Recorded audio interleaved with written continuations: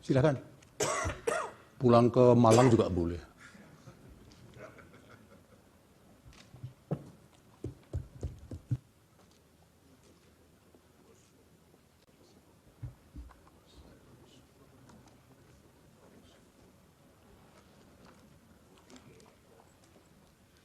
Silakan Pak Charles, waktunya 20 menit, sudah termasuk pendalaman. Penyampaian keterangan bisa maksimal 10 menit.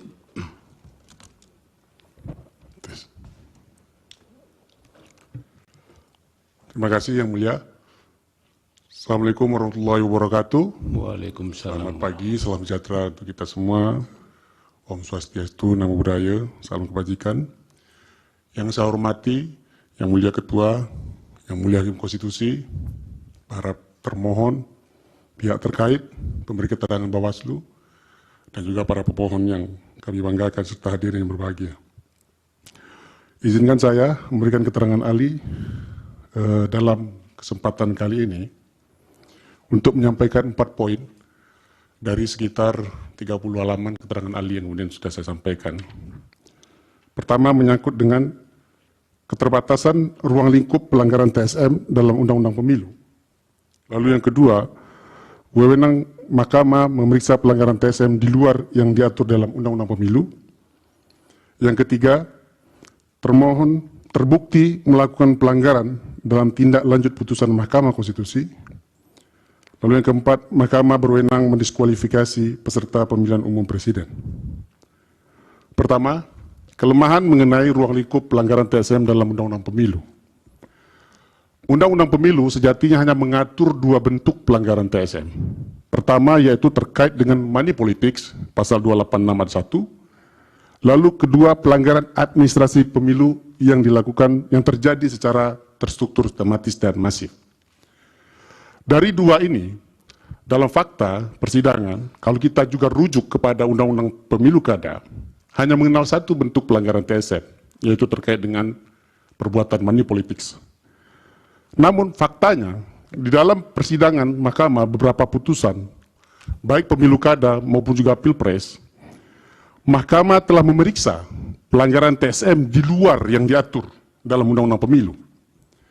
Pelanggaran TSM yang pernah diputus Mahkamah dalam PHPU kada, misalnya, mencakup 1, misalnya, manipulasi syarat administrasi pencalonan.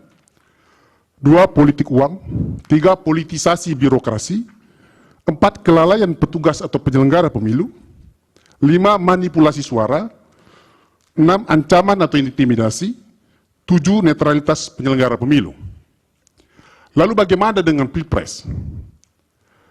Belajar kepada kasus pilpres sebelumnya, tahun 2019, yang mana tadi sudah ahli sampaikan berdasarkan Undang-Undang 7 2017, yang mengatur hanya 2 bentuk pelanggaran TSM, tapi pada faktanya, Mahkamah dalam perkara nomor 1 PHPU Presiden 17 Romawi 2019 telah memeriksa pelanggaran TSM di luar yang diatur di dalam undang-undang.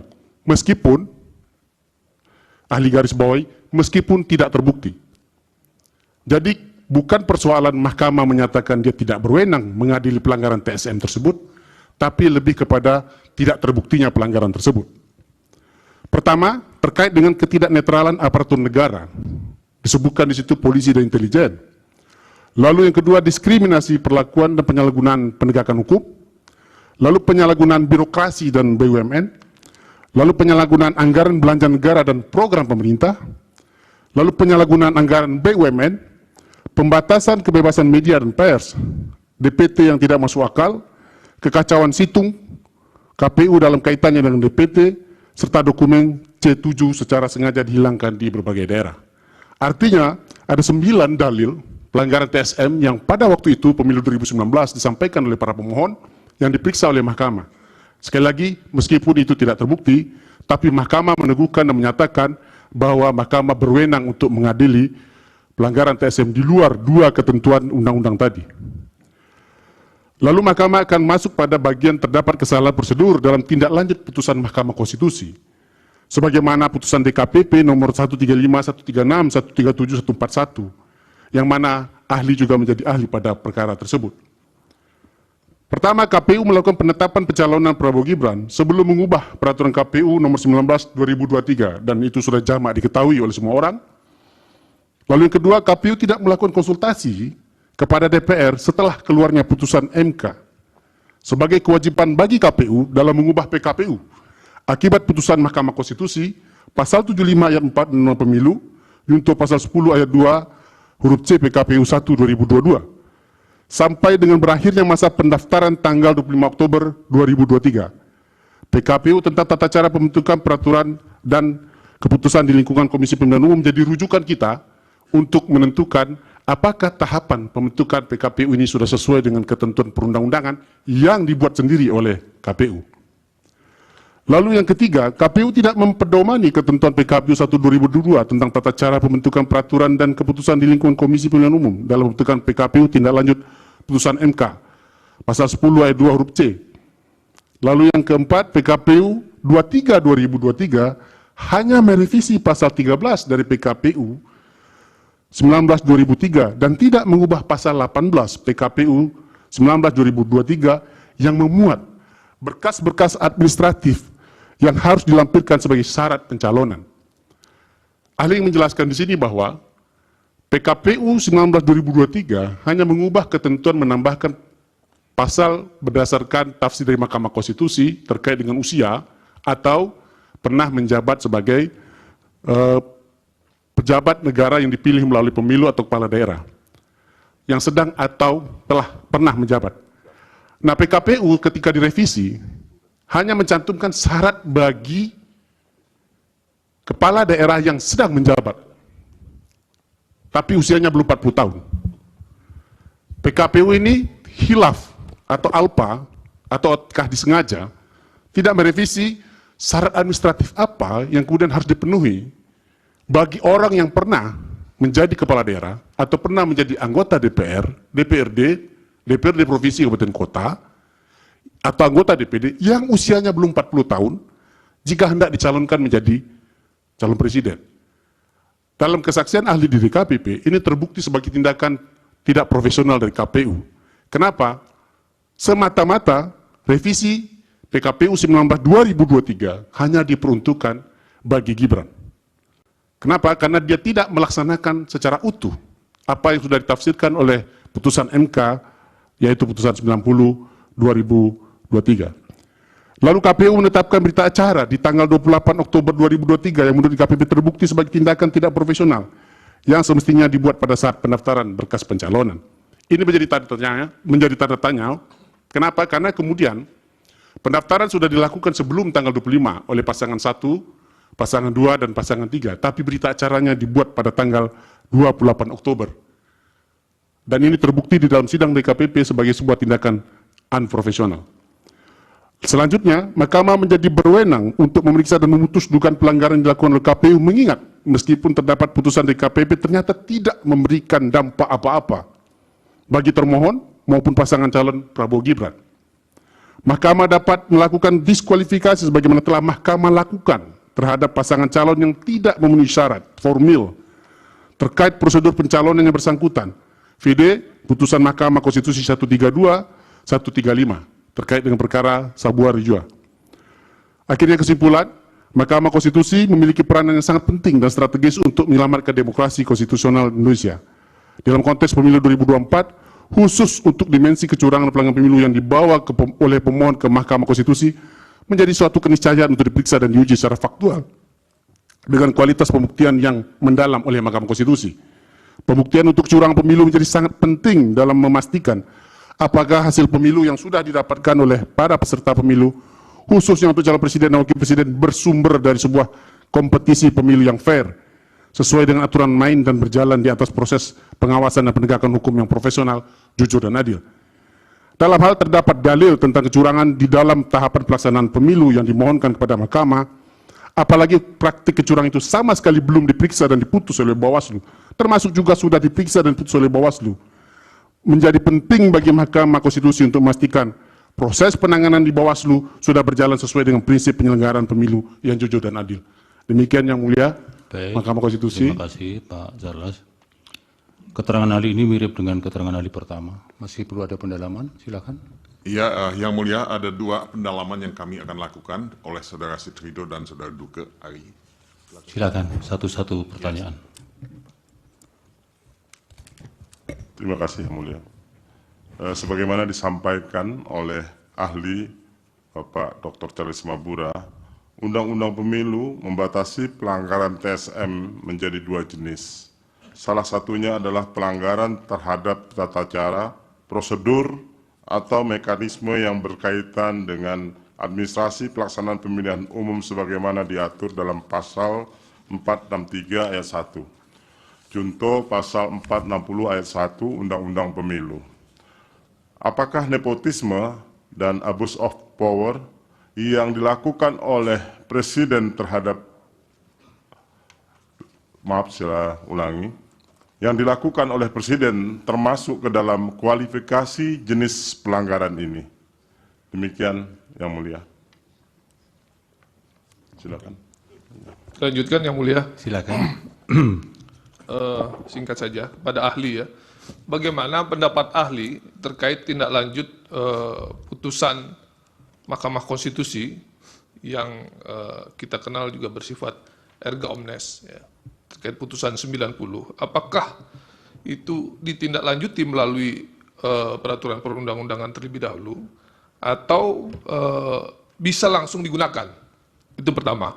Yang kedua, bagaimana ahli menilai ketika proses pendaftaran terdapat ketentuan yang dilanggar, apakah pencalonan ini sah? Dan bagaimana dengan hasil pemilihan, apakah bisa dibatalkan? Demikian, Yang Mulia. Baik, dari termohon. Terima kasih, Yang Mulia. Mohon izin ditayangkan paparan yang disampaikan oleh saudara ahli. Yang mana itu? Yang bagian ada pelanggaran penetapan calon setelah ini. Ya, Ini? bukan. Sebelum, yang ini betul yang tadi. Ya. Saya mohon penjelasan dan klarifikasi dari saudara ahli. Yang pertama,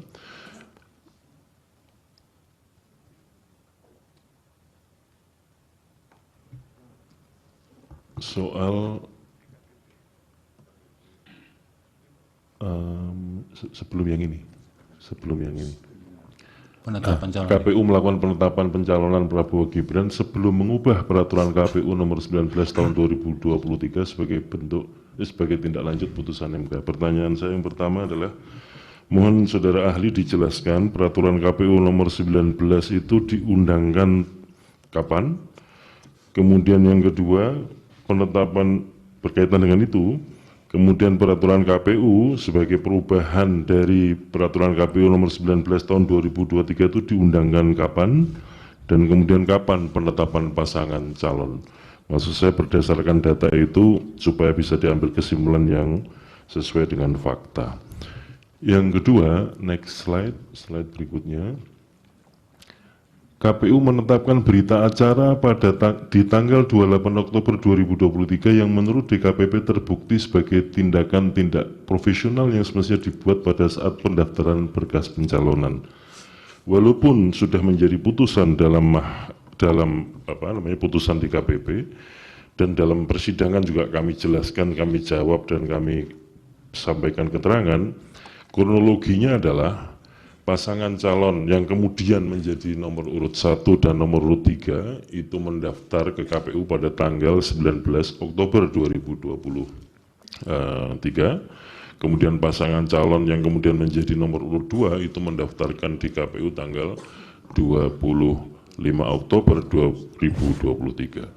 Semua bakal pasangan calon 3 orang itu begitu mendaftar, diantaranya kemudian setelah pada waktu mendaftar kategori yang digunakan KPU itu hanya 1. Apakah dokumen pencalonannya itu lengkap atau tidak? Belum sampai kepada memenuhi syarat atau tidak. Baru 1 kategori lengkap atau tidak.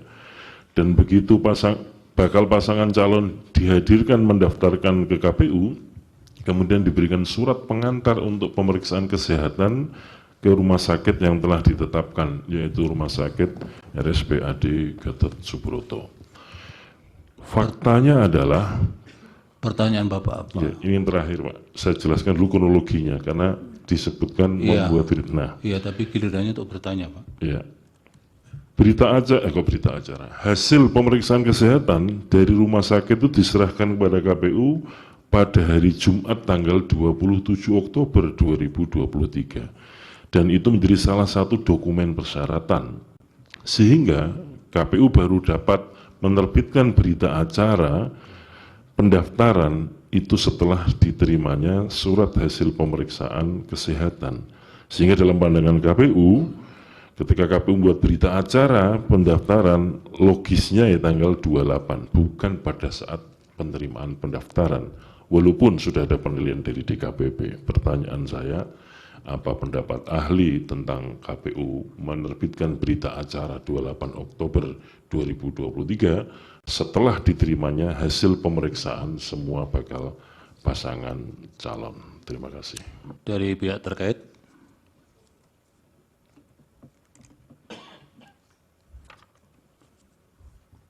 Ya, terima kasih Majelis. Kepada ahli, pertanyaan pertama adalah, apakah masih perlu ditafsirkan pasal 47 Undang-Undang MK yang menyatakan putusan Mahkamah Konstitusi berlaku seketika menjadi hukum positif, ya, tadi disebutkan erga omnes.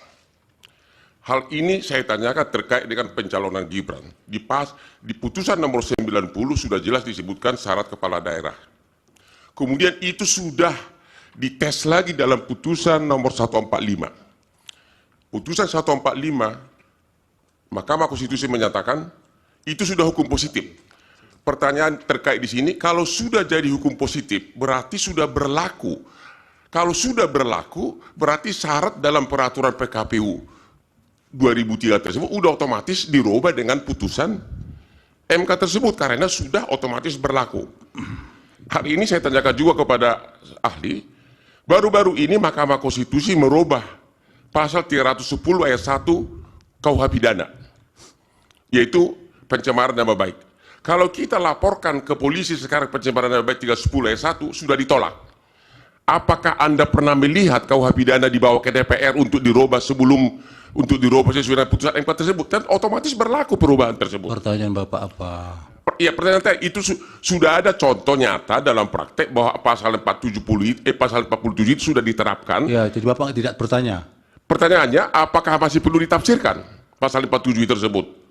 Yang kedua, mengenai pengertian, pertanyaan kedua adalah mengenai bansos.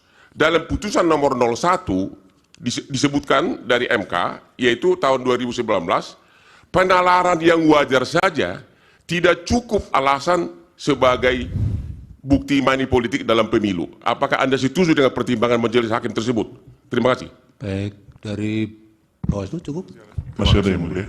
Oh, silakan. Satu Terima pertanyaan. kasih. Prof. Ya. Saudara ahli, Mahkamah Konstitusi pernah melakukan judicial constraint dalam kasus Bovendigul, ya. Seorang calon bupati yang memang belum memenuhi syarat jeda berapa tahun setelah jatuh pidana, tapi tetap diloloskan oleh KPU. Tapi kasus itu sebenarnya sudah pernah dibawa ke Bawaslu dan ke Pengadilan Tinggi Tun, tapi diabaikan KPU. Sehingga pada saat-saat terakhir, Mahkamah melakukan judicial constraint dengan membatalkan pencalonan yang bersangkutan dan memerintahkan pemungutan suara ulang tanpa mengikut sertakan calon yang bersangkutan. Apakah ini relevan dibandingkan dengan kasus yang sekarang disidangkan di Mahkamah Konstitusi ini?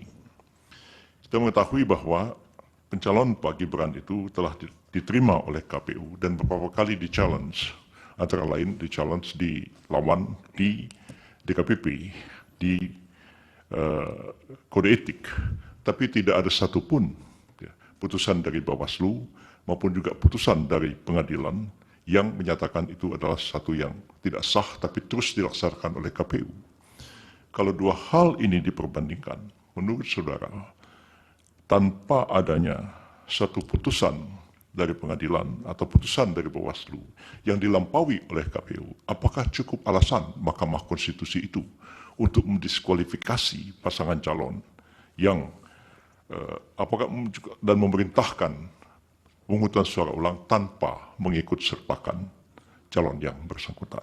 Karena putusan yang kedua, apakah saudara ahli berpendapat bahwa putusan dari satu majelis kode etik ya, ataukah DKPP itu membuat implikasi ke bidang hukum? Menurut ahli, apakah kode etik yang diputuskan oleh DKPP atau MK-MK itu adalah apa yang dalam filsafat hukum dianggap sebagai satu norma yang lebih tinggi daripada satu norma undang-undang? Ataukah putusan kode etik itu sebenarnya tidak lebih tinggi daripada undang-undang karena pembentukan majelis kode etik dan merumuskan kode etik itu justru adalah perintah dari undang-undang seperti undang-undang pemilu, undang-undang KPK, dan lain-lain sebagainya. Mohon ahli menjelaskan soal ini. Dari Bawaslu. Terima kasih yang mulia. Untuk saudara ahli, mengikuti alur pikir saudara ahli, ada kasus yang mungkin pada saat pendaftaran terjadi perubahan terhadap syarat. Kasus pendaftaran calon anggota legislatif DPD Usman Sabtaodang. Putusan Mahkamah Konstitusi pada saat itu mengubah itu, kemudian PKPU-nya juga dibatalkan dalam Mahkamah Agung, sehingga tidak ada kemudian PKPU yang melandasi hal tersebut. Nah, jadi tafsir Mahkamah Konstitusi langsung ditafsirkan dalam keputusan KPU. Dengan kasus perbandingan kasus dengan kasus tanpa perubahan peraturan maksudnya Pak. Iya, tanpa peraturan demikian. Ya, yang mulia. sudah cukup. Apakah bisa dibandingkan dengan itu? Terima kasih yang mulia. Dari hakim. Cukup. Silakan Pak Charles, singkat-singkat. Mohon izin agak panjang yang mulia, karena banyak. Nanti saya potong kalau sudah waktunya. Baik, siap. Baik. Pertanyaan pertama tadi tentang nepotisme. Jadi hadirin yang berbahagia, pembentuk undang-undang menyadari betul, bahkan Mahkamah di putusan 2008 itu menyadari betul, pihak-pihak yang potensial melakukan pelanggaran TSM itu dirumuskan secara jelas ya, di dalam undang-undang pilkada, undang-undang pemilu, ada unsur terstruktur. Siapa itu struktur? Aparat pemerintah dan penyelenggara pemilu. Artinya, kalau kita urai, siapa itu aparat pemerintah? Mulai dari presiden, ya, sampai jajaran di bawahnya, sampai kepala desa. Itu adalah pihak-pihak yang potensial melakukan pelanggaran secara terstruktur. Secara sadar, politik hukum kita memang mengarahkan ke situ. Kenapa? Faktanya dalam setiap penyelenggaraan pemilu, yang melakukan pelanggaran terstruktur itu memang dua pihak itu. Kalau nggak penyelenggara pemilu, ya aparat pemerintah. Makanya kemudian kenapa dalil di 2014, ya, di mana pada saat Pak Jokowi maju pertama kali dalam pilpres berhadapan dengan Pak Prabowo, itu dalil pelanggaran TSM-nya tidak mengarah kepada aparat pemerintah, tidak mengarah kepada Pak SBY yang pada waktu itu sebagai petahana yang kemudian tidak ikut lagi, tapi lebih banyak mengarah kepada penyelenggara pemilu yang didalilkan oleh Pak Prabowo pada waktu itu penyelenggara pemilu melakukan pelanggaran TSM. Tapi 2019 pelanggaran TSM diarahkan ke aparat pemerintah, yaitu mulai dari presiden. Kebetulan Pak Jokowi menjadi peserta juga.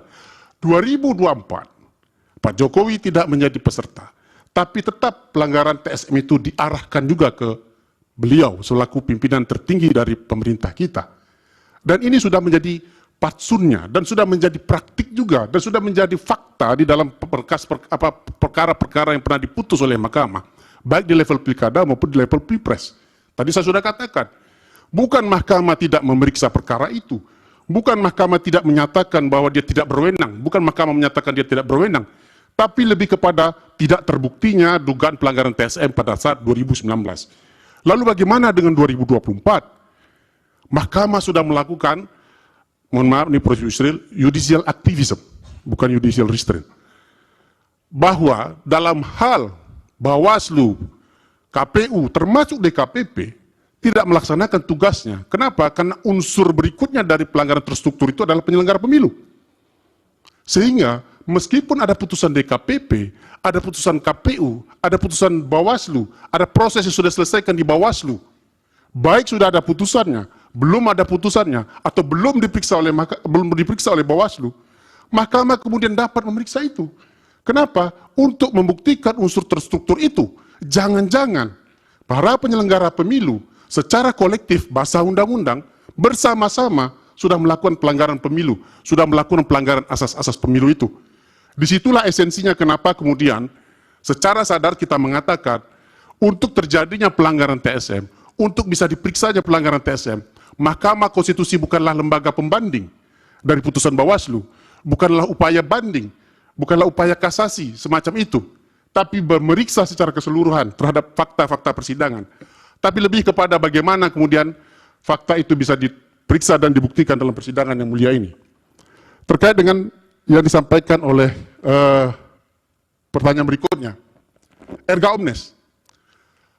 Kita yang studi hukum tata negara paham betul ya, ada dua pembeda antara hukum administrasi negara dengan hukum tata negara. Oppenheim, Van Hollenhoven juga mengatakan, hukum tata negara itu adalah hukum yang mengkaji negara dalam keadaan diam. Hukum administrasi negara itu mengkaji negara dalam keadaan bergerak. Putusan Mahkamah Konstitusi, putusan Mahkamah Konstitusi, undang-undang, konstitusi itu negara dalam keadaan diam. Dia akan dilaksanakan oleh hukum administrasi negara. Dia tidak akan bisa berjalan kalau tidak ada aturan pelaksananya.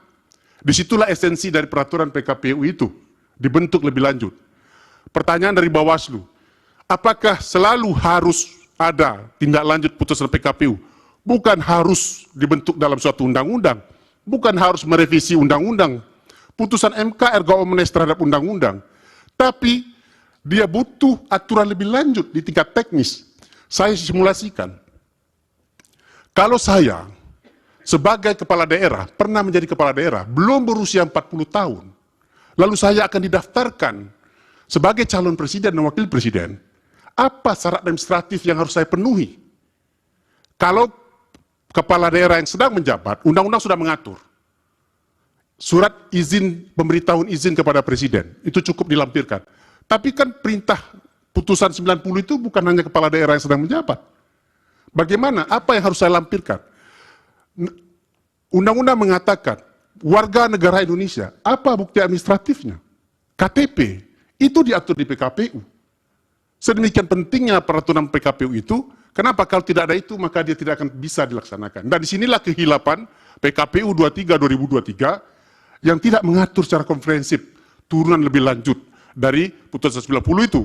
Kenapa dia hanya fokus pada kepala daerah yang sedang menjabat, tapi usianya belum 40 tahun, yaitu saudara Gibran, atau Pak Gibran, sebagai calon wakil presiden. Berita acara, saya pikir Pak Ketua sudah tahu. Ini suka seperti nanya ngetes statistik, kebetulan saya punya jimatnya. 9 Oktober untuk berita acara, pengundangan PKPU 19, lalu 3 November itu PKPU 23/2023. Artinya ada rentang waktu dari 9 Oktober sampai 2023, 25 Oktober penerimaan pencalonan Prabowo Gibran, artinya belum PKPU itu diubah. Jadi clear di situ. Kenapa berita acara itu kemudian dianggap sebagai suatu kesalahan oleh DKPP? Karena sejatinya berita acara itu kan memuat suatu peristiwa hukum, suatu keterangan mengenai peristiwa hukum, baik waktu dan tempat peristiwa itu dilakukan dan terjadi. Kalau kita menyerahkan berkas hari ini, sejatinya berkas itu harusnya ditandatangani dan diterima, dituliskan berita acaranya pada hari ini. Kenapa? Karena itu bisa saja disimpangi nanti. Bisa saja kalau ada niat buruk, ya, salah satu pihak berdalih, saya sudah menyerahkan berkas saya pada tanggal 19 Oktober. Saya sudah lengkap menyerahkan. Tiba-tiba pihak KPU mengatakan belum lengkap. Apa pegangan para pihak? Disinilah kekilapan KPU yang kemudian memborongkan, ya, penulisan berita acara itu tanggal 28 Oktober. Padahal pendaftaran berbeda. Ada yang tanggal 19, lalu ada tanggal 25. Kalaupun tes kesehatan dijadikan alasan, kenapa tidak dimuat dalam berita acara itu? Bahwa untuk berkas tes kesehatan disampaikan setelah proses pemeriksaan kesehatan itu. Ya, waktu sudah habis, Pak. Terima kasih yang mulia. Itu saja. Assalamualaikum warahmatullahi wabarakatuh. Waalaikumsalam warahmatullahi wabarakatuh. Terima kasih Pak Charles. Mudah-mudahan keterangannya bisa menjadi pertimbangan dalam pengambilan putusan nanti. Silakan. Yang berikutnya Pak Mulia, Prof ini ya. Yang berikutnya kami minta dipanggil I Gusti Putu Arta yang mulia. Karena ini satu klaster. Baik, I Gusti Putu Arta. Ya. Terima kasih yang mulia.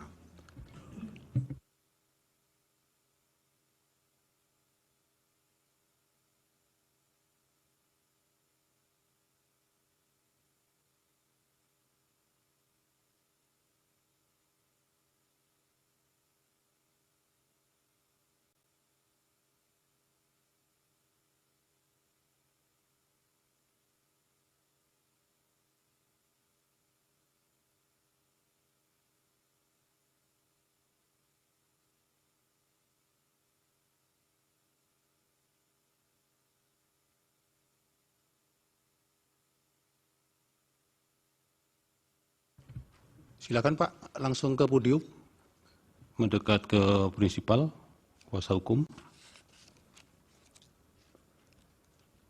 Waktunya 20 menit, sudah termasuk dengan tanya jawab nanti. Izin majelis, termohon perlu kami sampaikan bahwa Saudara Putu Arte pada waktu rekapitulasi tingkat nasional, beliau hadir sebagai saksi dari Partai Nasdem sebagai catatan. Dicatat ya Pak ya. Boleh saya jawab majelis? Langsung memberi keterangan. Sudah dicatat oleh Mahkamah. Sudah dicatat oleh Mahkamah keberatan atau Saya sudah mengundurkan Yang diri dari bersangkutan tanggal sudah 20, mengundurkan diri Iya. dari tanggal Partai Nasdem, 20 yang mulia. dan ini dokumen tanda terima pengunduran diri tanggal 20 dari Partai Nasdem. Jadi sejak tanggal 20 kok Saya kucel itu suratnya? kenapa? Nah, ini tanda terima surat. Jadi Baik, kan ya nanti di copy biar diserahkan ke Mahkamah. saya serahkan. Kami akan serahkan ya. suratnya yang mulia. Baik, silakan. Terima kasih atas waktunya Mahkamah. Om Swastiastu. Assalamualaikum warahmatullahi wabarakatuh. Salam sejahtera bagi kita semua. Pertama-tama, izinkanlah saya dari hati yang paling dalam menyampaikan selamat beribadah puasa kepada saudara-saudara saya, umat Islam di seluruh Indonesia. Semoga amal ibadahnya mendapat keberkahan dari Allah Subhanahu wa Ta'ala. Yang kedua, saya ingin membatasi pembicaraan saya pada hari ini, paparan saya pada hari ini pada proses pencalonan presiden dan wakil presiden pada pemilu tahun 2024. Saya dengan rendah hati mengatakan tidak berpretensi memahami semua persoalan. Tapi mudah-mudahan dengan pengalaman saya mengurus pemilu selama 10 tahun dan menjadi pengajar pemilu dalam setiap bimbingan teknis DPRD dan senantiasa bisa memberikan gambaran lebih jelas tentang persoalan dimaksud. Majelis yang mulia, hadirin yang terhormat, berkaitan dengan proses pendaftaran, verifikasi berkas pasangan calon Prabowo Subianto dan Gibran Rakabuming Raka yang dilaksanakan oleh KPU, saya berikan tanggapan sebagai berikut. Langsung slide kedua. Setelah putusan MK nomor 90 yang mengubah pasal 169 huruf Q Undang-Undang Pemilu dibacakan pada tanggal 16 Oktober, tanggal 17 Oktober, KPU menerbitkan keputusan KPU nomor 1378 sebagai landasan yuridis dan pedoman teknis yang untuk pada akhirnya setelah hasil verifikasi dilakukan menyatakan bahwa persyaratan bakal calon wakil presiden Gibran Rakabuming Raka memenuhi syarat tanpa mengubah peraturan KPU nomor 19 tahun 2019. Tindakan ini hemat saya adalah salah prosedur. Seharusnya KPU mengubah lebih dahulu peraturan KPU nomor 19 tahun 2023 pasal 13 ayat 1 huruf Q sebagai konsekuensi undang-undangnya berubah, maka undang-undang yang lain harus dilihat. Pasal berapa? Pasal 231 ayat 4. Apa bunyinya? Ketentuan lebih lanjut mengenai tata cara verifikasi terhadap kelengkapan dan kebenaran dokumen administrasi bakal pasangan calon diatur dengan peraturan KPU. KPU tidak tepat hanya taat pada perintah perubahan 169 huruf Q, lalu kemudian pada saat yang sama mengabaikan pasal 231 ayat 4 dengan langsung menerbitkan keputusan KPU. Ini satu paket menurut saya. Sama halnya ketika KPU menerbitkan peraturan 19 adalah berangkat dari 169 huruf Q yang belum diubah oleh Mahkamah.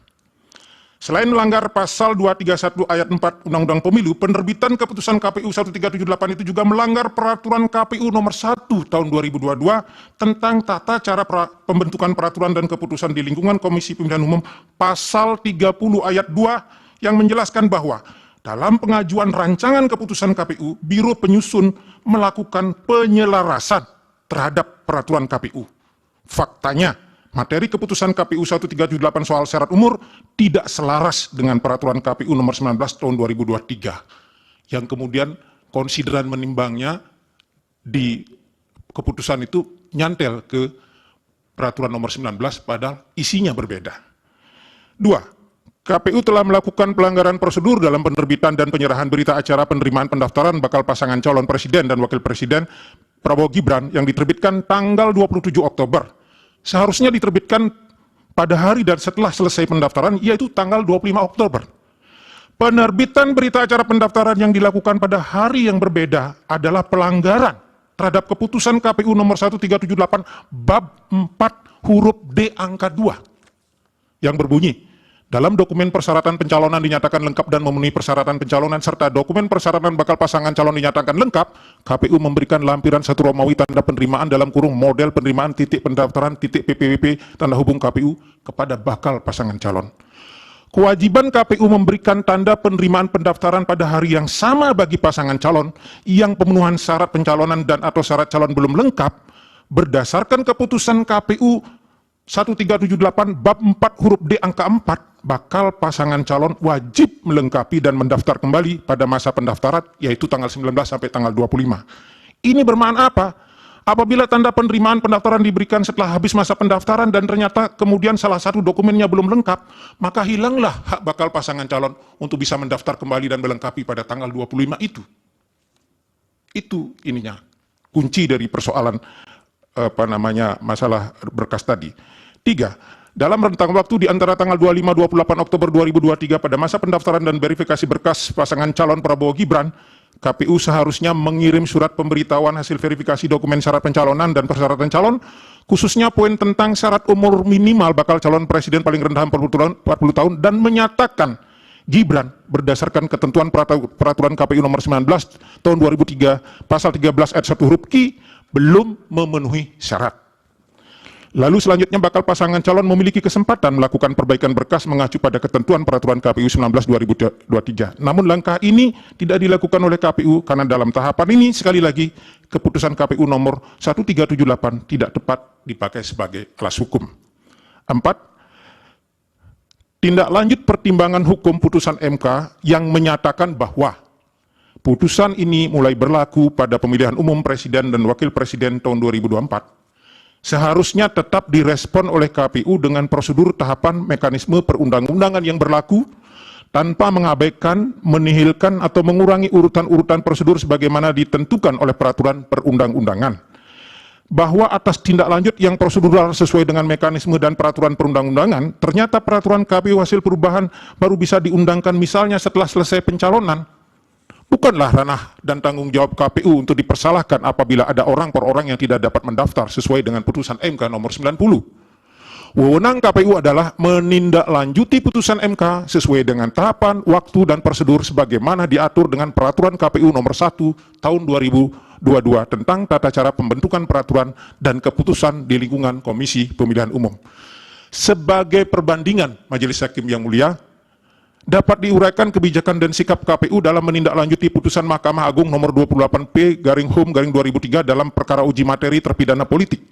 Putusan keluar tanggal 29 September, tapi perubahan peraturan KPU-nya baru keluar tanggal 12 Februari. Sangat jauh, dan proses pencalonan sudah selesai, pencalonan anggota DPR. 5.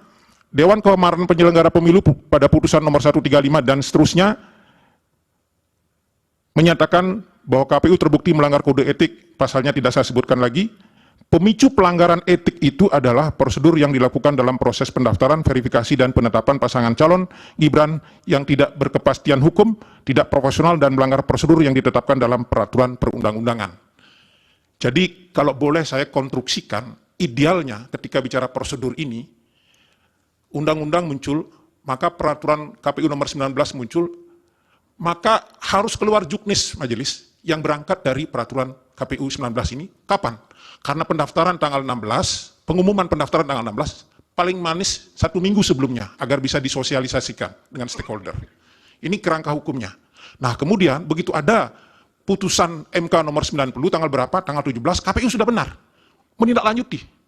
Kemudian ada rapat-rapat perancangan keputusan, kemudian konsultasi, kemudian harmonisasi, kemudian minta legalisasi Kementerian Hukum, dan sudah benar.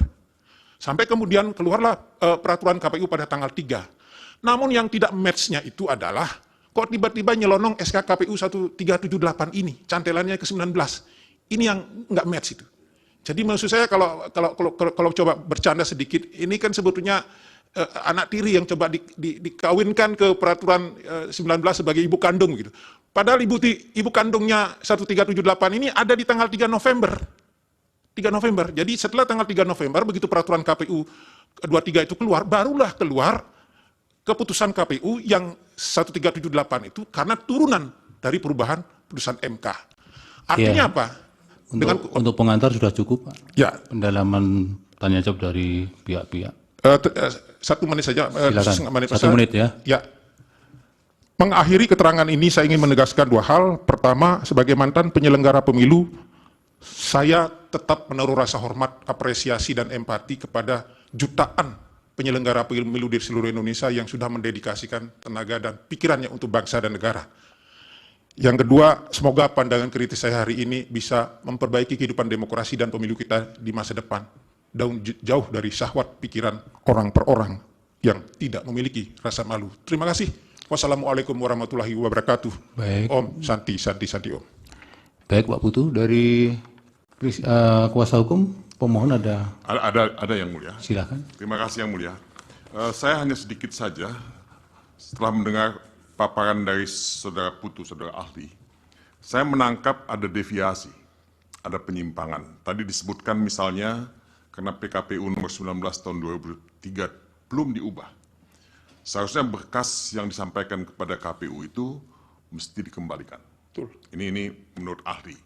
Nah, kalau itu memang menjadi best practices, pengalaman-pengalaman yang dilakukan atau dialami selama Anda bekerja di KPU, ya, apakah ahli bisa memberikan juga penjelasan atau contoh, ya, apa yang dilakukan sebelum kita dihadapkan pada persoalan, ya, pendaftaran pencalonan saudara Gibran ini, ya, sebagai perbandingan supaya kita bisa tahu best practices seperti apa ya yang dilakukan di KPU. Mohon dipertajam yang terakhir tadi.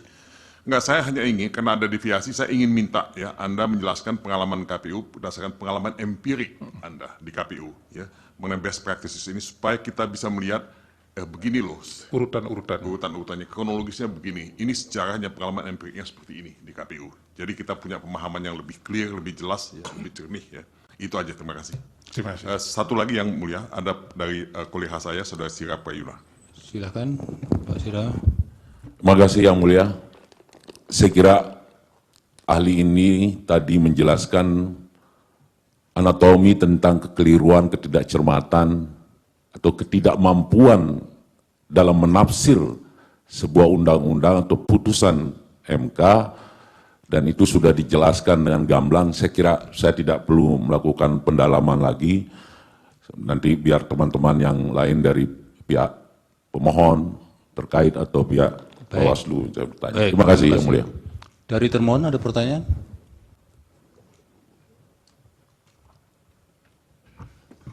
Terima kasih majelis. Saudara ahli, sekiranya saudara membaca amar putusan Mahkamah Konstitusi nomor 90, sekiranya saudara ada mungkin bisa dibaca. Semangat sedikit, Pak. Ini saya pelan-pelan menghormati ahli, nanti kalau terlalu tinggi. Jangan terlalu santai, waktu. Yang pertama, kalau kita bersama-sama membaca amar putusan Mahkamah Konstitusi nomor 90, yang kemudian Mahkamah Konstitusi merumuskan sendiri norma di dalam undang-undang itu, yang pada intinya adalah untuk menjadi presiden dan wakil presiden itu syarat umurnya tidak berubah, masih 40 tahun paling rendah. Namun demikian diberikan alternatif dengan kata atau. Nah, oleh karena itu, ketika KPU menerima pendaftaran bakal calon menggunakan peraturan KPU nomor 19 ya, tahun 2023, ketentuan tentang syarat umur itu tidak ada perubahan. Hanya saja bagi yang belum umur 40 tahun diberikan jalan alternatif. Nah, ini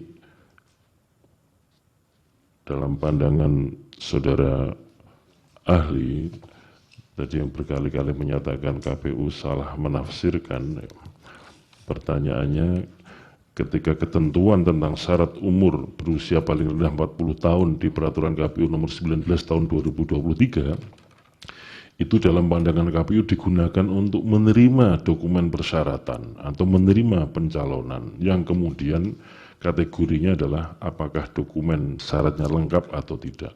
Yang kedua, untuk memutuskan apakah memenuhi syarat atau tidak, yang bagian akhir itu ditetapkan pada tanggal 13 November 2023, dan peraturan KPU sebagai perubahannya itu diundangkan pada tanggal 3 November 2023.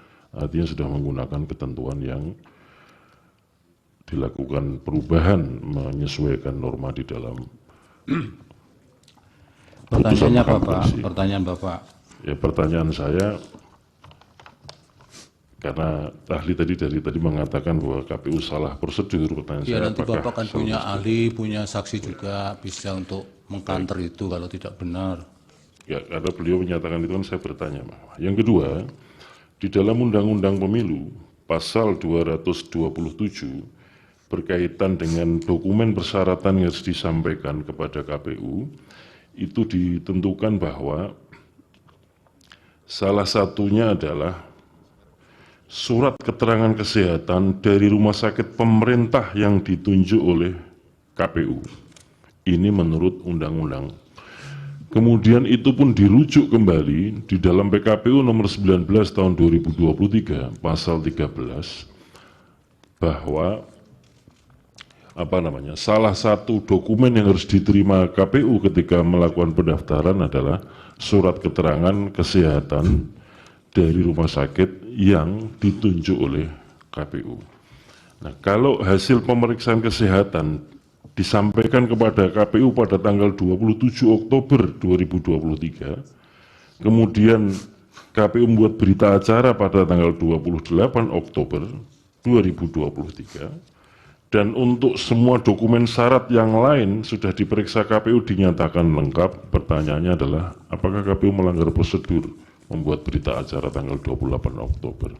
Sementara urut-urutannya dokumen persyaratan memang demikian yang ditentukan undang-undang. Dan KPU melakukan ini berdasarkan urut-urutan yang ditentukan oleh undang-undang. Terima kasih. Baik, dari pihak terkait. Ada dua yang mulia. Silakan. Pak Kaligis dan Pak. Terima kasih yang mulia kepada yang saya hormati ahli. Saya mungkin penganut asas quitaset consentire videtur. Diam berarti setuju. Fakta hukumnya, waktu pendaftaran dan 5 debat, itu saya anggap semua orang mengetahui undang-undang, termasuk pasangan nomor 1 dan nomor 3. Dan mereka meladeni pasangan nomor 2, baik dalam pendaftaran maupun di dalam katakanlah debat. Seandainya ini, nomor 3 yang menang, perkara ini tidak akan masuk kemari. Itu pertanyaan saya nomor 1. Pertanyaan saya nomor 2, kalau saya baca posita ke petitum, itu diposita penuh dengan katakanlah narasi bahwa Presiden Jokowi melakukan kejahatan-kejahatan. Itu kan diatur ya di dalam katakanlah bab 28 Kitab Undang-Undang Hukum Pidana mengenai kejahatan jabatan. Pertanyaan saya sederhana, pernahkah atau dilaporkan mengenai kejahatan jabatan ini? Karena kalau bukti itu bukan dari narasi, tapi dari bukti hukum acara. Jadi dua pertanyaan saya kepada Anda, karena posita di sini tidak artinya mendukung petitum, bukan mengenai masalah mengenai KPU. Tetapi izin yang mulia, kami keberatan karena pertanyaannya di luar kualifikasi ahli yang mulia. Iya, nanti kan ahli bisa tidak menjawab kalau memang tidak. Baik, terima kasih yang mulia. Cukup? Cukup yang mulia, terima kasih ya. Pak Pari masih nambahkan. Silakan satu Ya, pertanyaan. terima kasih Yang Mulia. Saya singkat saja. Ahli ini kan praktisi penyelenggara pemilu ya. Iya, ada 2 periode pas 1 periode itu. Ini pertanyaan saya mungkin begini, karena terbiasa untuk menindaklanjuti putusan Mahkamah Konstitusi kan tentunya sangat banyak.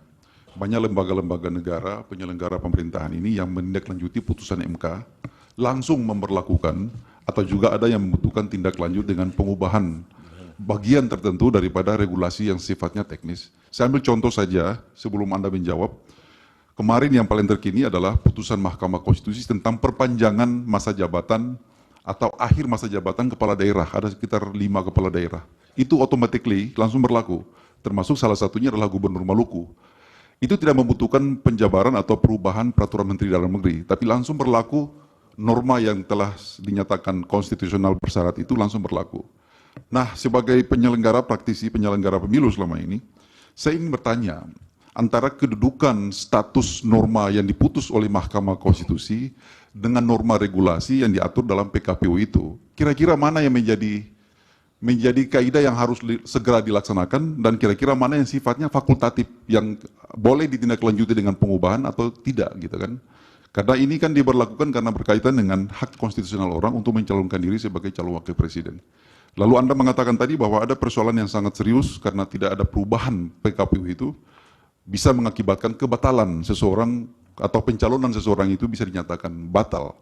Itu gimana ya? Apa argumentasi itu didasarkan pada hukum apa itu? Atau mungkin bisa jelaskan buat kita di sini kira-kira norma hukum apa yang mengatur seperti itu sehingga pendapat itu dibangun dengan cara seperti itu.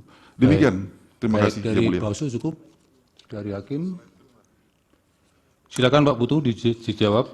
Baik, Singkat saja. Mohon saya izin menjawabnya tidak berurutan sesuai dengan skala urgensinya. Tapi menunjuk ke yang bertanya ya, Oh, ya. supaya oke. Iya. Saya menjawab yang terakhir dahulu, soal mana yang harus didahulukan. Coba caption yang kedua. Penjelasan saya tadi sudah jelas. Ketika kita berbicara putusan Mahkamah Konstitusi nomor 90, kedudukannya setara dengan undang-undang, clear. Tidak ada yang dibantah. Tetapi pada saat yang sama, satu paket, 231 mengatakan bahwa pendaftaran verifikasi dan seterusnya ini diatur dengan peraturan KPU. Mari kita kemudian tidak usah melihat putusan 90, ketika undang-undang ini belum diubah, bukankah kemudian peraturan KPU yang menjadi dasar pelaksanaan dimaksud, baru kemudian surat keputusan. Ini urutan-urutan prosedurnya. Nah, hampir semua langkah-langkah KPU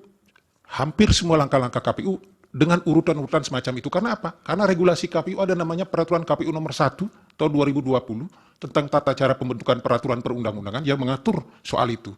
Bahkan di masa saya, karena kebetulan di situ waktu itu belum ada konsultasi, tanggal 6 Juli putusan MK soal KTP boleh masuk. Malamnya langsung keluar peraturan KPU. Bukan surat keputusan KPU, bukan surat edaran. Peraturan KPU langsung diubah dan 9 Juli bisa dieksekusi. Tapi memang saya memahami bahwa pada saat itu belum ada fase-fase konsultasi dan seterusnya. Untuk menjelaskan sejauh ini, kecuali kemudian ketika bicara soal putusan putusan kuota perempuan, saya belum melihat KPU menindaklanjuti dalam bentuk peraturan KPU untuk kasus itu. Tetapi langsung dengan berkirim surat, mohon nanti dikoreksi kalau ada pernyataan saya yang salah soal itu. Majelis situasinya tidak demikian. Kemudian sudah pernah kami bawa ke RT. Tolong kasih kesempatan. Pak Azim, Anda bisa keberatan tapi nanti disampaikan melalui instrumen alat bukti saudara. Nah, kemudian berkaitan dengan tindak lanjut putusan MK menyangkut perpanjangan kepala daerah, saya tidak masuk dalam ranah ketika bicara soal apakah kemudian tidak lanjuti dengan peraturan pemerintah atau tidak. Tetapi saya berbicara dalam kompetensi saya sebagai seorang mantan penyelenggara pemilu, maka seluruh regulasi putusan Mahkamah Konstitusi berdasarkan regulasi KPU itu sendiri ditindaklanjuti dengan peraturan KPU, jika diperlukan baru turun kemudian dengan keputusan KPU.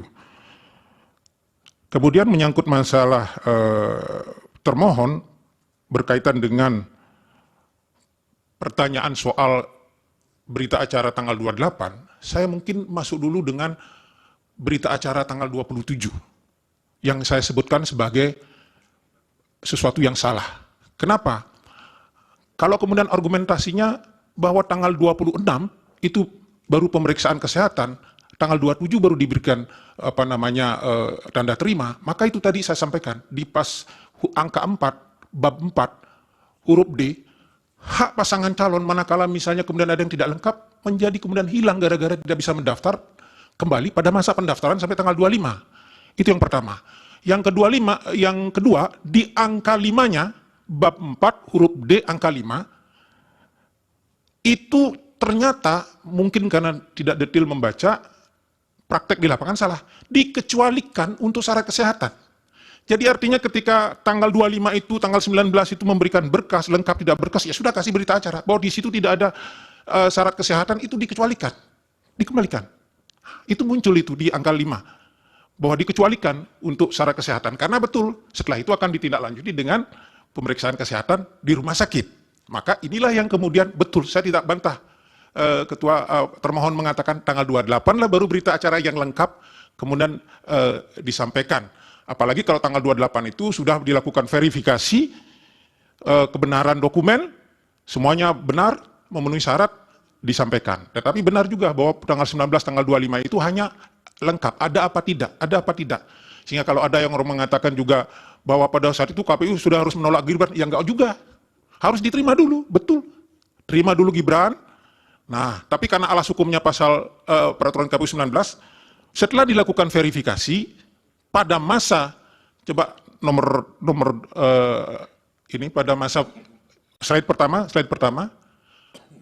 nah ini ada masa pemberitahuan hasil verifikasi dokumen pasangan calon. Ini antara tanggal 23 sampai tanggal 29 ya. Nah ini.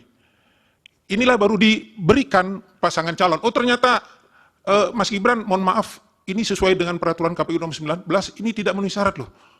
Belum cukup ini. Dikembalikan untuk diperbaiki. Maka tahapan-tahapan berikutnya nanti pasangan calon akan mengganti pasangan calon kalau ternyata peraturan KPU-nya belum berubah. Nah, celakanya kemudian coba dilihat slide kedua. Nah ini. Pada saat KPU menetapkan peraturan KPU nomor 23 tahun 2023 yang mengadopsi putusan MK, maka seluruh fase pendaftaran, verifikasi, dan pengembalian berkas sudah selesai yang menjadi ranah di putusan peraturan KPU nomor 19. Ini ranahnya. Jadi semuanya sudah selesai di situ. Baru kemudian begitu menyangkut masalah nanti penggantian calon, kalau ada yang kemudian harus diganti calonnya, verifikasi baru dan seterusnya, baru dia masuk ranah peraturan KPU nomor 23. Jadi dengan penjelasan saya, itu saya ingin mengatakan bahwa memang Gibran itu harus dikembalikan berkasnya pasangan calon. Ini belum memenuhi syarat loh. Tidak di depan, tapi pada saat masa perbaikan berkas. Saya kira itu jawaban saya, mudah-mudahan sudah bisa menjawab semuanya. Kalau misalnya ada yang belum. Dari Pak Mulya tadi belum, best practice tadi.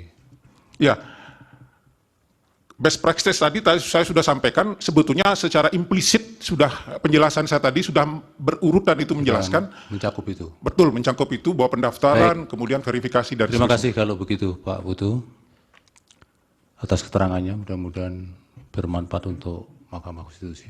Terima kasih, saya mohon pamit. Om Santi Om. Wassalamualaikum warahmatullahi wabarakatuh. Waalaikumsalam. Ahli selanjutnya, Pak Mulya. Yang Mulia, Profesor von Magnus sudah berada di sini, jadi kami mohon dihadirkan Profesor von Magnus. Memang mau dihadirkan untuk berikutnya ini? Ya. Silakan.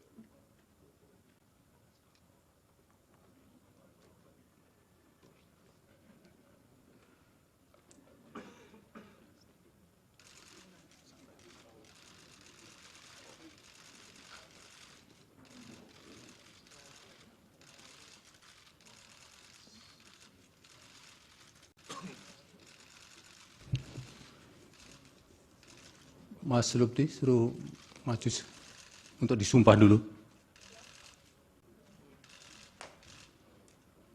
Silakan Pak Frans. Dipakai tidak apa-apa.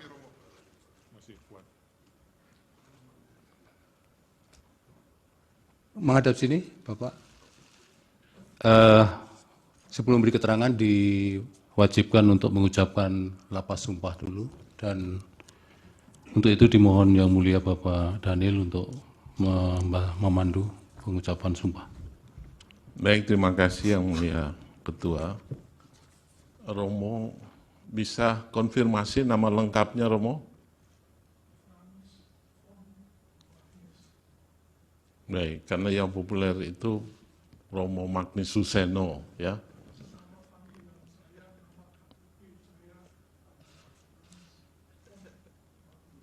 Baik, terima kasih. Romo ikuti lafal sumpah yang akan saya tuntun, ya. Tangan kiri di Alkitab, di Bible, tangan kanannya dengan 3 jari. 3 jari, ya. Tangan kirinya di Bible. Tangan. 3 jarinya tidak termasuk jempol, ya. Baik, ikuti lafal janji yang saya tuntun, ya Romo. Saya berjanji sebagai ahli akan memberikan keterangan yang sebenarnya sesuai dengan keahlian saya. Semoga Tuhan menolong saya. Baik, terima kasih. Saya kembalikan kepada Yang Mulia Pak Ketua. Terima kasih Yang Mulia. Oke. Silakan kembali ke, mungkin sebaiknya duduk saja ya. Baik.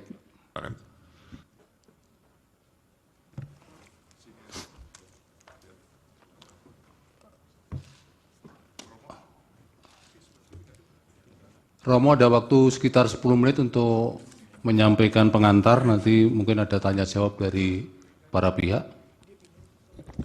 Dipersilakan. Terima kasih. Yang Mulia para hakim, berikut ini saya mau memaparkan bahwa dalam kaitan dengan pemilihan umum Februari lalu yang singkat pemilu, ada unsur-unsur yang kalau betul-betul terjadi merupakan pelanggaran etika yang serius, serta apa implikasi pelanggaran-pelanggaran itu. Sebelumnya izinkan saya mengajukan 7 catatan tentang etika. Pertama, etika.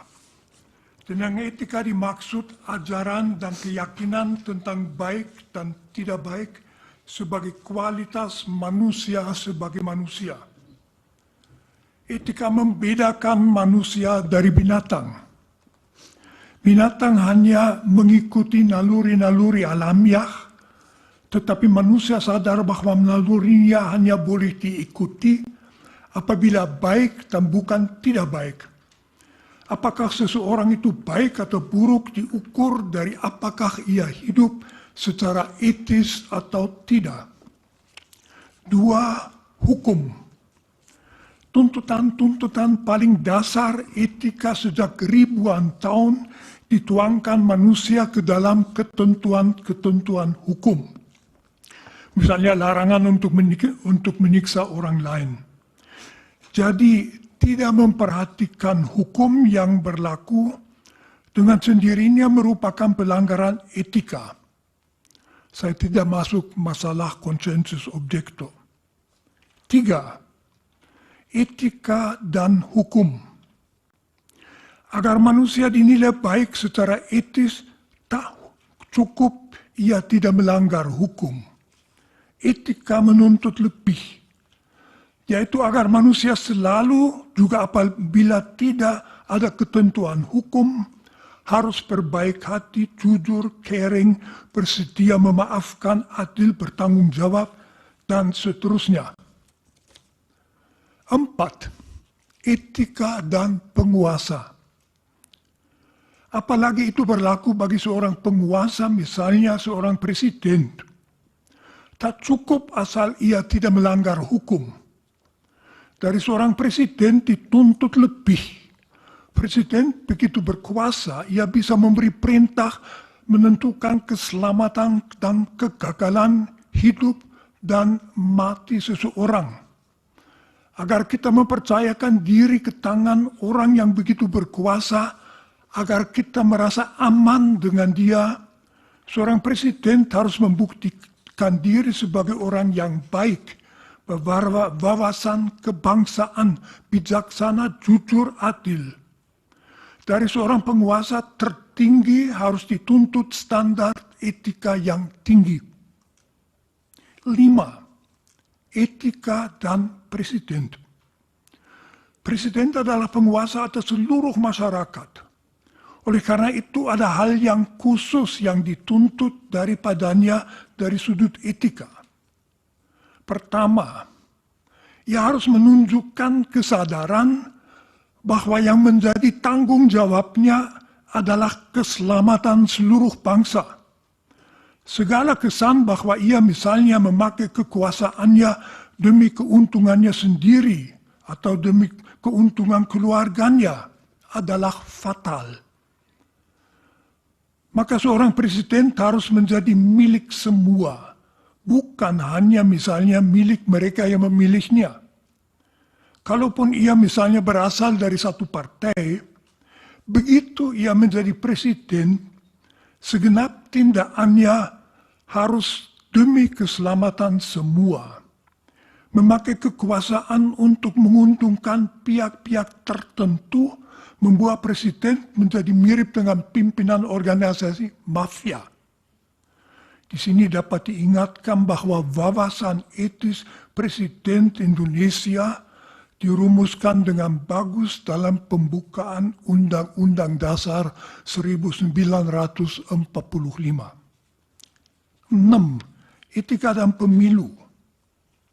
Yang sekurang-kurangnya dituntut dari suatu pemilu secara etis, tentu juga secara hukum, adalah agar seluruh prosesnya, persiapannya, pelaksanaannya, serta pemastian hasilnya menjamin bahwa setiap warga dapat memilih apa yang mau dipilihnya, serta bahwa hasil pemilu memang persis apa yang dipilih oleh para pemilihnya sendiri.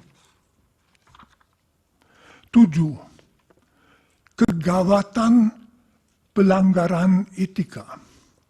Filosof Immanuel Kant memperlihatkan bahwa masyarakat akan menaati pemerintah dengan senang apabila pemerintah bertindak atas dasar hukum yang berlaku dan hukum yang berlaku adalah adil dan bijaksana. Apabila penguasa bertindak tidak atas dasar hukum dan tidak demi kepentingan seluruh masyarakat, melainkan memakai kuasanya untuk menguntungkan kelompok, kawan, keluarganya sendiri, motivasi masyarakat untuk menaati hukum akan hilang. Akibatnya hidup dalam masyarakat tidak lagi aman. Negara hukum akan merosot menjadi negara kekuasaan dan mirip dengan wilayah kekuasaan sebuah mafia.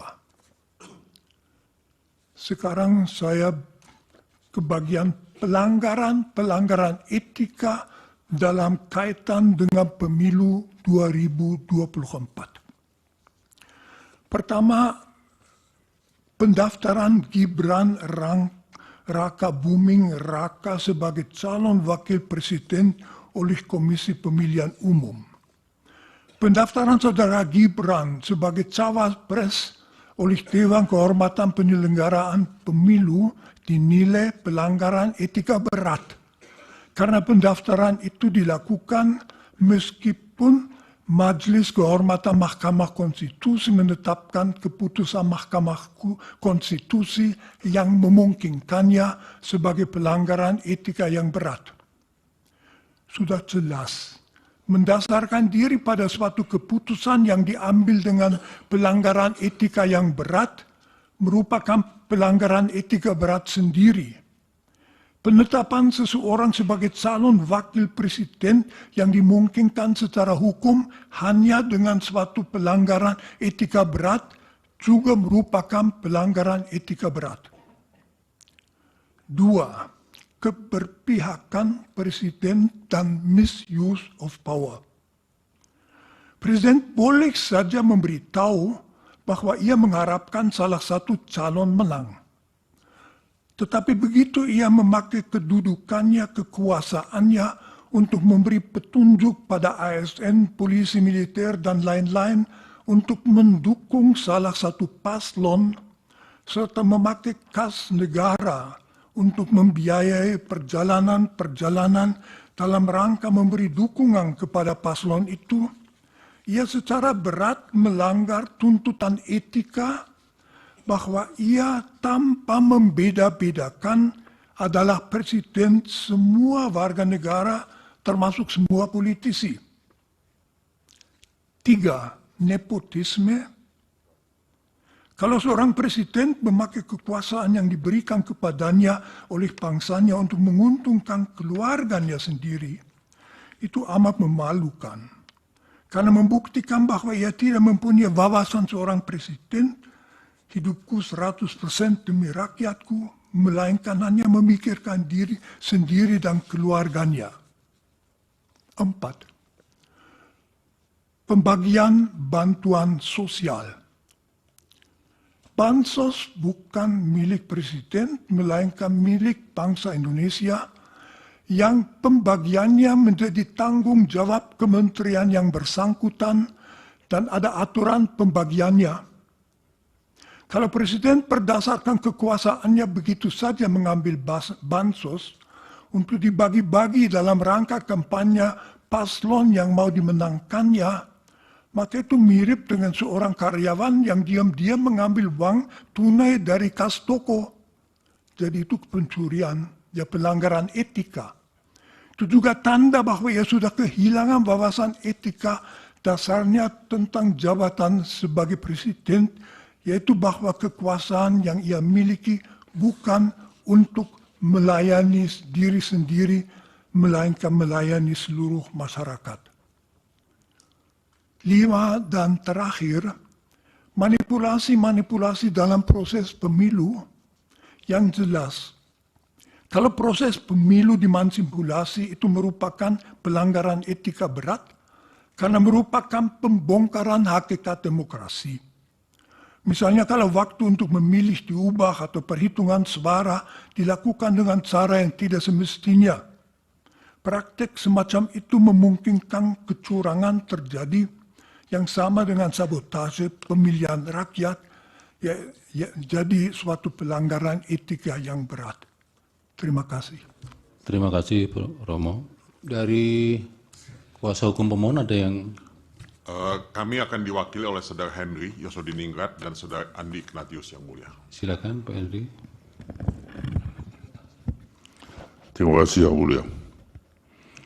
Saudara ahli, pada tanggal 7 November 2023, Majelis Kehormatan Mahkamah Konstitusi membacakan putusan nomor 02 garis miring MKMK garis miring L 11 2023 yang menyatakan bahwa Hakim Konstitusi Anwar Usman melakukan pelanggaran berat terhadap etika karena mengadili dan memutus perkara nomor 90 garis miring PUU garis datar 2021 garis miring 2023 dengan potensi benturan kepentingan yang kemudian memberikan keuntungan pada kerabatnya, yaitu Gibran Raka Buming Raka. Selanjutnya, pada tanggal 5 Februari 2024, DKPP membacakan putusan nomor 135, 136, 137, 141, PKE garis datar DKPP 12 Romawi 2023 yang menyatakan termohon KPU melanggar etika. Bahkan ketuanya diberikan sanksi peringatan keras terakhir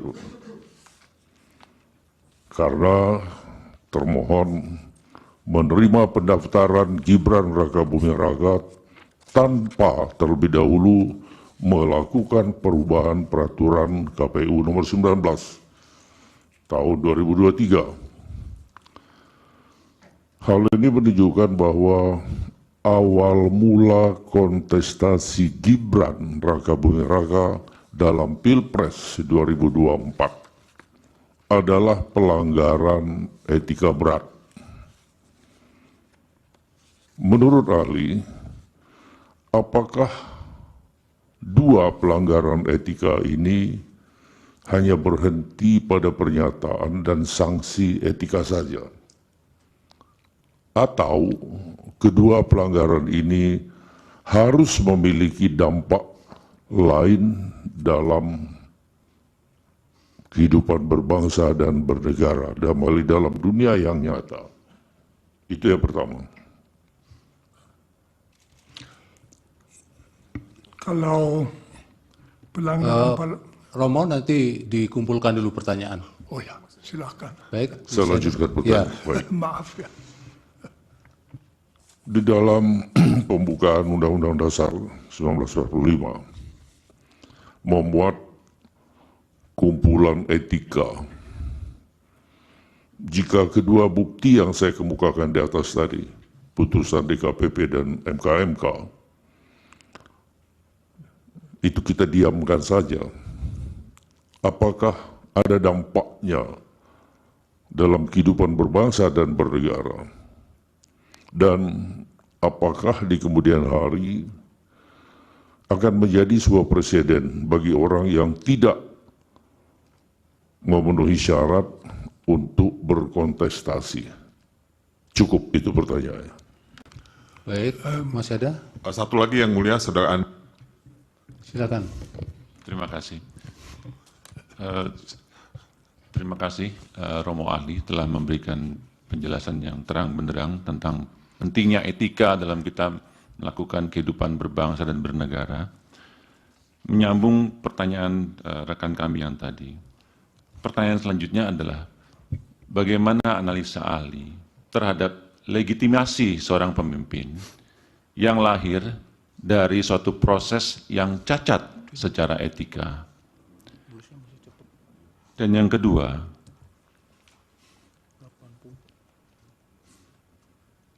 jika proses etika atau keputusan etika tadi tidak ditindaklanjuti, apakah proses hukum bisa melakukan koreksi terhadap adanya pelanggaran-pelanggaran etika yang terjadi berulang kali, agar di kemudian hari perjalanan kita dalam berbangsa dan bernegara tidak tercipta presiden yang buruk sehingga jadi lebih baik?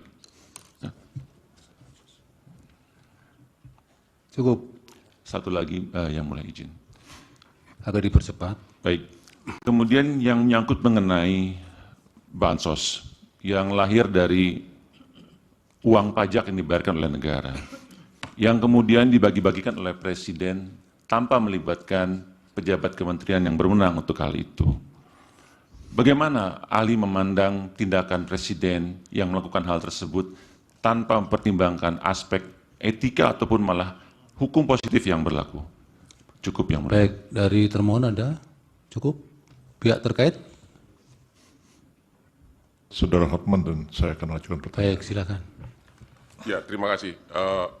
Pak Romo, pertanyaan pertama saya adalah tadi Bapak mengatakan presiden yang baik. Kalau ada presiden di tahun 2021 membagikan bansos dan pelinsos sebesar 408 triliun. Mic-nya dekatkan, Pak. Kemudian tahun 2022 431 triliun. Ya. Jadi tahun 2021 408 triliun, tahun 2022 431 triliun, apakah itu pemerintah yang baik yang membantu fakir miskin? Tadi kan Bapak menyinggung soal fakir miskin. Pada waktu itu nggak ada pemilu, tapi sudah 400 lebih bantuan pansos dan pelinsos. Yang kedua, tadi Romo mengatakan bahwa presiden seperti pencuri di kantor ngambil duit dibagi-bagikan. Presiden mengambil uang bansos untuk dibagi-bagikan. Apakah Romo mengetahui bahwa bansos yang dibagikan itu sudah ada datanya berdasarkan DTKS, yaitu data terpadu kesejahteraan sosial, dan satu lagi PTKE, pensasaran percepatan penghapusan kemiskinan ekstrim. Data penduduk itu sudah ada semuanya. Presiden hanya simbolik di awal membagikan bansos sesuai dengan data yang sudah ada di kementerian masing-masing. Selanjutnya dilanjutkan oleh kementeriannya.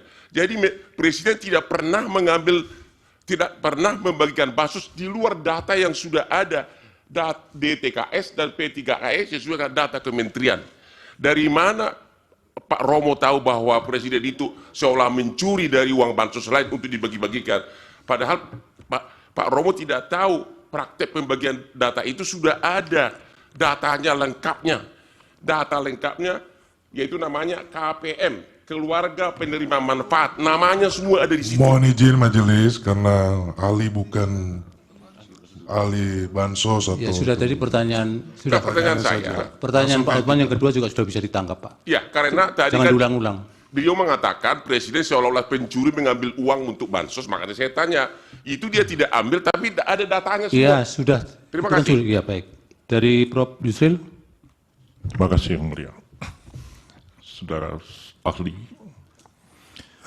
kita paham dalam filsafat bahwa etik adalah filsafat tentang moral, filsafat tentang praksis manusia.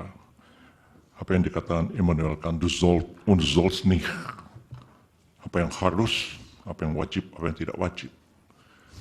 Kan mengatakan bahwa norma-norma moral semacam itu tidak dibentuk oleh manusia, oleh satu lembaga atau negara atau apapun, tapi sesuatu yang lahir dari konsen manusia. Dan karena itu dia tahu mana yang salah, mana yang benar, mana yang baik, mana yang buruk. Kalau kita mengikuti filsafat semacam itu, kita sampai pada kesimpulan bahwa norma etik sebenarnya lebih tinggi daripada norma hukum. Bukankah Aquinas mengatakan bahwa norma hukum yang bertentangan dengan norma moral tidak pantas dianggap sebagai suatu norma hukum? Itu dalam semua teologi yang tentu Romo lebih paham daripada saya. Pertanyaannya, pada sisi lain kita mengenal teori tentang hierarki perundang-undangan, hierarki norma di dalam hukum itu sendiri. Kita mengenal ada norma yang lebih tinggi, yang bersifat lebih mendasar, ada norma menengah, ada norma rendah, ada norma yang bersifat pengaturan-pengaturan teknis. Saya agak khawatir Romo confuse, Romo, antara etik dalam filsafat dan etik yang dibicarakan dalam forum ini, yaitu etik yang terkait dengan kode etik yang menjadi kewenangan dari Mahkamah MK, jadi kewenangan DKPP untuk melakukan pemeriksaan dalam satu proses peradilan etik. Etik seperti itu, saudara saksi, agak berbeda dengan etik yang kita pahami dalam filsafat. Dan berbeda konteksnya dalam hierarki norma-norma. Kalau merujuk kepada Kant, merujuk kepada Aquinas, merujuk kepada Ibnu Hazm atau Imam Ghazali, Prof. Yusril terlalu lama. Teks di atas. Pertanyaan apa? Ya, pertanyaan akan segera. Tapi kode etik yang sekarang ini adalah kode etik yang diperintahkan oleh undang-undang. Dalam undang-undang MK, dalam undang-undang KPK, dalam undang-undang advokat. Dan itulah yang diadili, yang dijadikan dasar mengadili pelanggaran kode etik. Bukan pelanggaran kode etik seperti yang dipahami oleh Immanuel Kant dan Thomas Aquinas. apakah Roma bisa membedakan antara norma dalam filsafat, norma etik dalam filsafat, dan norma etik dalam pengertian norma etik yang dibentuk atas perintah satu undang-undang yang kedudukannya tidak akan mungkin lebih tinggi daripada undang-undang itu sendiri.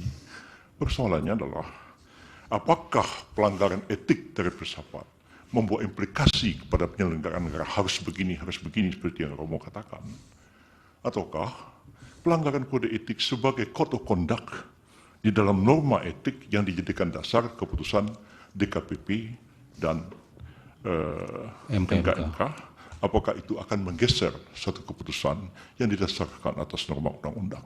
Mohon Romo jelaskan persoalan ini. Baik, dari Bawaslu ada pertanyaan?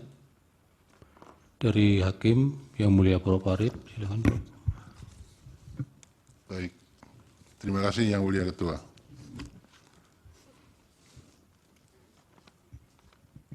Terima kasih ahli Romo Magnis yang sudah memberikan beberapa catatan di dalam proses penyelesaian PHPU Pilpres di Mahkamah Konstitusi. Sebetulnya banyak yang akan saya sampaikan, tapi kalau terlalu banyak kita berdiskusi kayaknya tidak elok ya. Maka saya singkat-singkat saja begini. Indonesia itu adalah negara yang mempunyai karakter tersendiri, baik dalam berhukum maupun berdemokrasi. Karakter itu melekat pada ideologi yang dipilih oleh bangsa Indonesia. Sehingga hukum dan demokrasi di Indonesia saya sebut berkarakter Pancasila. Itu yang pertama. Kemudian karena itu, maka di Indonesia secara semestinya dan solen itu harus dijunjung tinggi rule of law sekaligus rule of ethic. Saya juga teringat kemudian ada semacam pepatah begini, law without ethic, kemudian ethic without religion. Nah sekarang kaitannya dengan persoalan konkret. Bagaimana berhukum dan berdemokrasi di Indonesia dengan acuan-acuan ideologi dan filsafati yang demikian ini. Terima kasih Romo. Silakan Romo dijawab. Terima kasih. Pertama, mohon perhatian bahwa otak saya berumur 87 tahun. Berarti belum tentu saya ya, semaksimalnya Romo masih bisa ingat semua pertanyaannya. Kalau saya mulai dari belakang, tentu saja bagi Indonesia etika, kesadaran akan nilai sejak permulaan merupakan salah satu unsur yang mempersatukan suatu masyarakat yang amat majemuk. Mulai dari penolakan penjajahan, dari persatuan perasaan kita satu bangsa, dari kesediaan saling menghormati dalam Pancasila. Jadi etika memang amat penting dan tentu juga harus terlaksanakan dalam rangka hukum. Lalu pertanyaan, apakah ada perbedaan antara etika dan etika di dalam rangka hukum? Tentu saja tidak. Tetapi suatu ketentuan etis yang tidak dirumuskan dalam hukum memang tidak bisa ditindak oleh yudikatif, oleh para hakim sistem yudikatif suatu negara itu. Itu menjadi unsur untuk menilai, unsur bagaimana kualitas seseorang atau juga suatu lembaga dinilai. Dibantu kalau suatu bidang merumuskan kode etik. Karena lalu kode etik itu merumuskan dalam poin-poin yang relevan hal-hal yang perlu diperhatikan. Jadi memang pelaksanaan para hakim dalam sistem yudikatif mesti atas dasar undang-undang. Di situ muncul pertanyaan yang di Jerman muncul keras sesudah runtuhnya Hitler. Apakah hakim boleh mendasarkan diri pada suatu ketentuan hukum yang harusnya diketahui ya. Tidak berarti ada susunan resmi, tidak boleh dipakai. Ada hakim yang sesudah Perang Dunia Kedua dihukum karena menjatuhkan vonis atas dasar hukum yang berlaku, misalnya hukuman mati. Jadi masalah hukum kodrat itu sudah over. Sekurang-kurangnya kita mempunyai hak-hak asasi manusia yang sekarang juga ada dalam Undang-Undang Dasar kita. Diharapkan bahwa disadari bahwa etika tidak boleh dilanggar. Bagaimana itu masuk dalam hukum, ini oleh ahli etika tentu tidak bisa dikatakan. Mengenai bansos, saya tidak mengatakan apapun tentang yang dilakukan Presiden Jokowi. Saya melakukan kalau seorang presiden yang sebetulnya tidak mengurus langsung kementerian, mengambil bansos yang sudah disediakan di situ untuk kepentingan politiknya, maka itu pencurian. Apakah itu terjadi di Indonesia? Bukan urusan saya bukan ahli mengenai hal-hal itu. Saya hanya melihat kasus secara teoritis. Tetapi misalnya kalau dibagikan tanpa memperhatikan bahwa itu untuk para fakir miskin, ya itu saja sudah susah. Lalu mengenai dampak kalau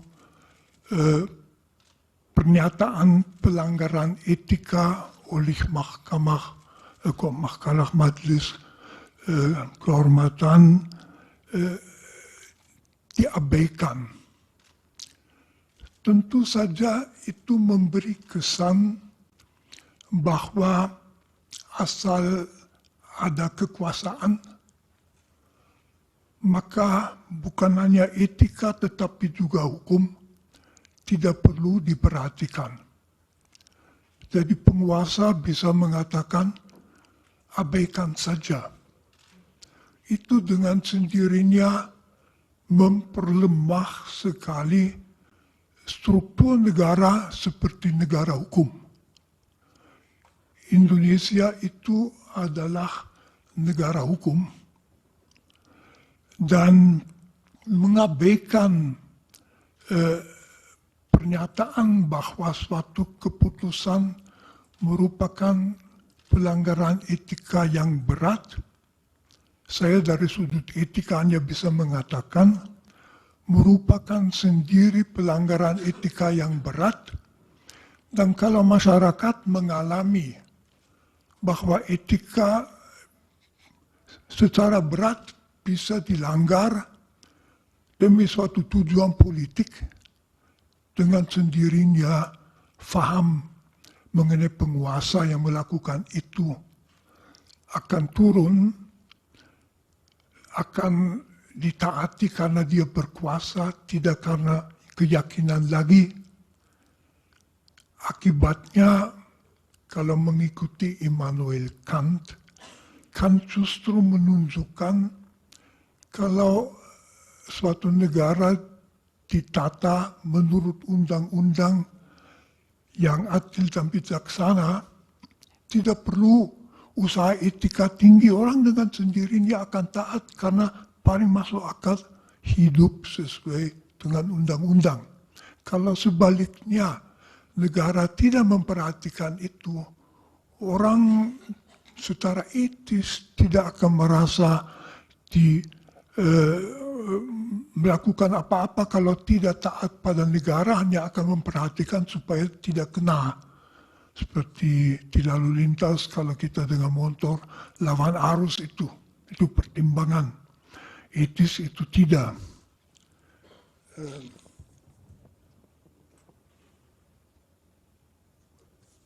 Belum tentu saya jawab semuanya. Cukup, Romo. Waktunya juga sudah habis. Ada satu majelis belum dijawab. Waktunya sudah habis. Ya, tapi dia belum jawab majelis. Ya itu ahli tidak menjawab juga boleh kok. Oh iya, oke. Terima kasih, Romo.